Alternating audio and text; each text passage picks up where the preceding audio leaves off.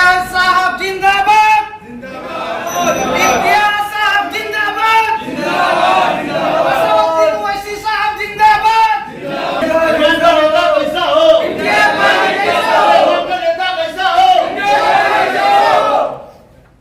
Election के दिन इतना जोश दिखा इंशाअल्लाह आपने इजाजत दिया तो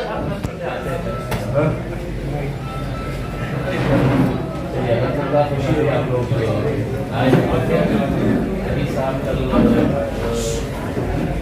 मुलाकात करके गए थे और उन्होंने ये ख्याल जाहिर किए थे कि वो मजलिस के साथ जुड़ना चाहते हैं। मैं खुद पूना में रहा हुआ हूँ तो मेरा एक कहीं ना कहीं एक लगाव पूना से है और मुझे बड़ा अफसोस होता है पूना को जब मैं देखता हूँ कि क्या वजह है कि कोई क़यादत हमने अपने शहर में अगर औरंगाबाद में हम खड़े कर सके हैं तो पूना में हम अपनी क़यादत क्यों नहीं खड़े कर सकते। अगर ऐसे ऐसे इलाके हैं वहाँ पर कि आँख बंद करके वहाँ पे हमारा विधायक, हमारा आमदार, हमारा एमएलए आ सकता है बशर्ते जो एकजहती, जो इत्तेहाद हमारे शहर की आवाम ने दिखाया है, हैदराबाद की आवाम ने दिखाया है और इंशाल्लाह इस बार किशनगंज की आवाम दिखाएगी। वही अगर पूना के भी अगर लोगों के अंदर अगर ये जोश, ये जज्बा, एकजहती अगर आ गई, तब तक अहले खैरों के हम चटाइयाँ बिछाने का काम करेंगे, कब तक?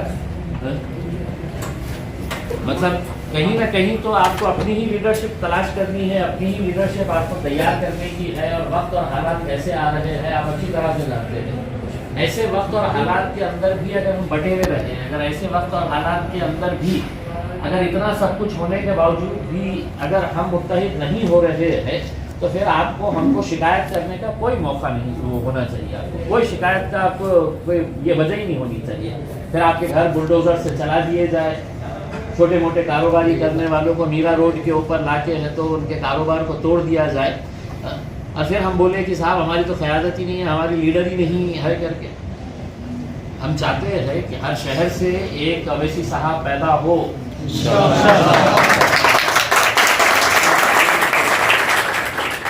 तो इस बार ये एक अच्छा मौका, मैं अनीस भाई को अच्छी तरीके से जानता हूँ, उनके भाई रईस भाई को जानता हूँ, मैं बोलवा में ही रहता था और मुझे भी बड़ी ये अफसोस होता था, मतलब ऐसे ऐसे इलाकों है पूना के अंदर कि जहाँ पर आप अच्छा कॉरपोरेशन में बहुत अच्छे नतीजे ला सकते हैं, आप एमएलए के इलेक्शन के अंदर अच्छे नतीजे लेके आ सकते हैं। उसमें एक बात मैं आपको बताना चाहता हूँ, मुसलमानों के अंदर ये सोच है तो बदलनी चाहिए कि साहब मेरा नेता जो है वो या तो शरद पवार रहेगा, अजीत पवार रहेगा, राहुल गांधी रहेगा, लालू प्रसाद यादव रहेगा, यही लोग रहेंगे करके और मैं इनके नीचे ही रहूंगा करके। हमने बोले नहीं, अब तुम अगर यहाँ पे बैठेंगे तो हम तुम्हारे बाजू बैठेंगे।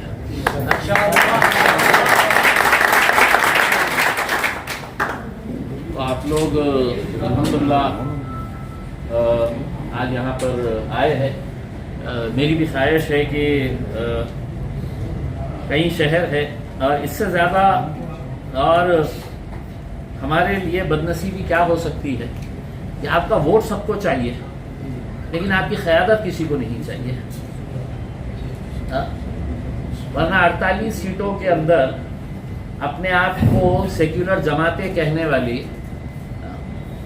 हमारे इफ्तारों में मौजूद रहने वाले वो लीडर क्यों हमारे पास एक एमपी तैयार नहीं कर पा रहे हैं महाराष्ट्र से?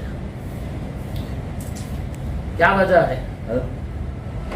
अजीत पवार साहब को वोट चाहिए लेकिन लीडरशिप नहीं चाहिए, शरद पवार साहब को वोट चाहिए, लीडरशिप नहीं चाहिए, उद्धव ठाकरे साहब बोल रहे हैं कि मुझे भी वोट चाहिए लेकिन लीडरशिप नहीं चाहिए करके। तो हमारे वोट सबको चाहिए लेकिन आपकी हैसियत ऐसी नहीं होनी चाहिए कि आप हमारे बाजू बैठे करके।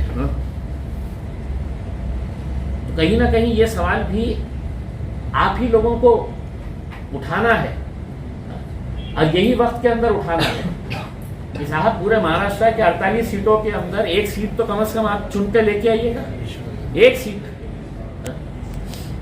अब पूरे के पूरे लग गए हैं मुझे हराने के लिए, यहाँ पर पूरे के पूरे आके बैठे हैं कि इम्तियाज जलील को यहाँ पे कैसा हरा सकते हैं करके। लेकिन आज आप लिख के ले लीजिएगा साहब, ये कितनी ताकतें लगा सकते हैं लगा दीजिएगा, इंशाल्लाह अल्लाह मेरे साथ में है।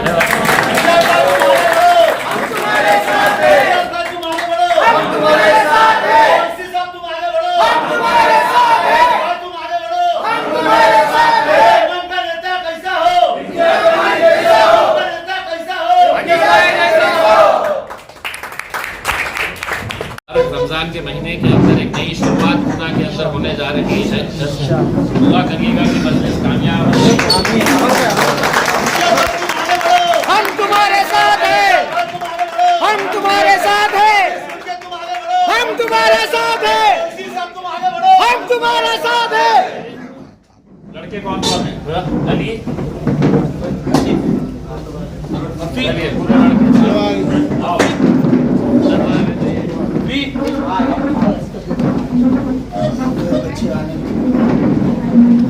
तुम्हारा हाथ जरा आप ये कैमरे में ये लास्ट नंबर।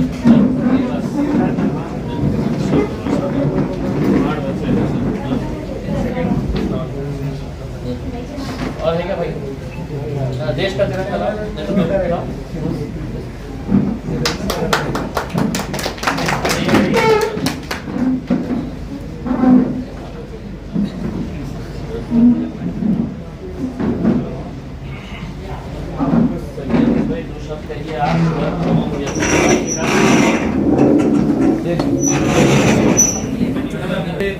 इत्यादुल मुस्लिमीन।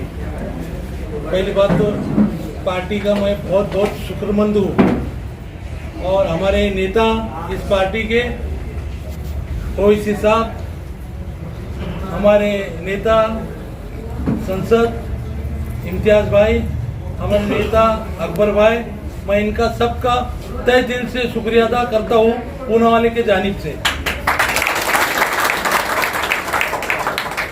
साहब, मैं 88 से राजकारण में हूँ, 92 से चुन के आ रहा हूँ और आज 2024 हो गया।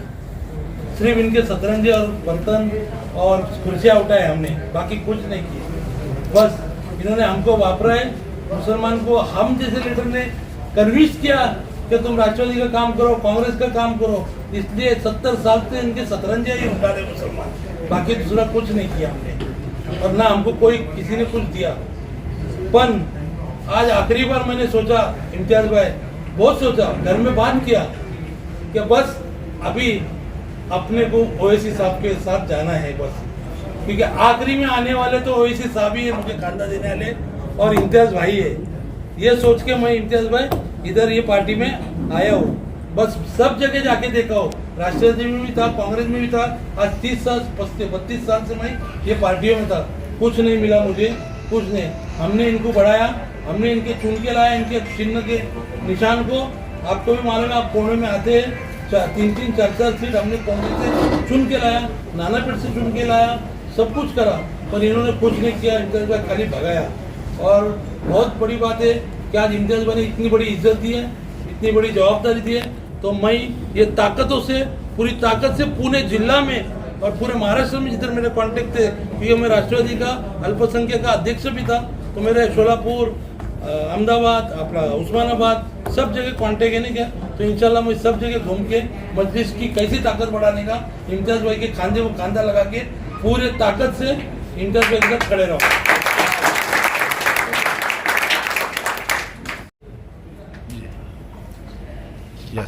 देखिए, मजलिस इत्तेहादुल मुस्लिमीन, हर रोज़ आप देख रहे हैं कि कहीं ना कहीं किसी न किसी शहर से ये ख़बरें आती है कि वहाँ के जो लीडर्स हैं वो मजलिस को ज्वाइन कर रहे हैं।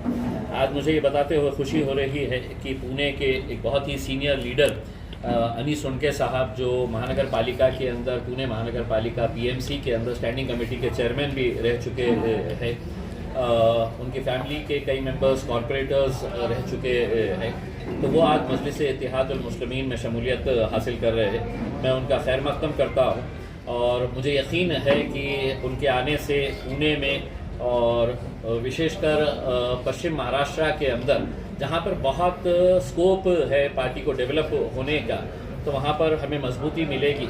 और मैं उम्मीद करूँगा कि सभी समाजों को लेकर सभी जितने भी ऐसी आवाज़ें जिनकी आवाज़ ऐवानों तक पहुँचती नहीं है, उनकी आवाज़ बनेंगे। जो मजलूम है, जो ज़रूरतमंद है, जो हैरान है, जो परेशान है, उनके लिए अनीस साहब और उनकी पूरी टीम खड़े रहेगी। और बैरिस्टर असदुद्दीन अवैसी साहब ने जो एक उम्मीद जताई है कि हर शहर के अंदर हमारे अपनी एक लीडरशिप होनी चाहिए, वो लीडरशिप डेवलप करने का एक अच्छा सुनहरा मौका हम यहाँ पर देखते हैं।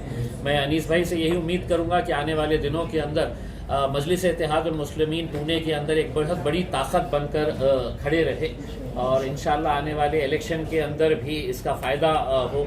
अभी आने वाले वक्त के अंदर असेंबली के इलेक्शंस होना है, आने वाले वक्त के अंदर कॉरपोरेशन के इलेक्शंस होना है और कई ऐसी जगहें हैं पूना के अंदर जहां पर अगर हम मजबूती के साथ अगर खड़े रहते हैं, हमें खुशी है कि इतना सीनियर लीडर हमारे साथ आज जुड़े हैं और इतने सारे उलमा इकराम के बीच में यहाँ पर आए हैं।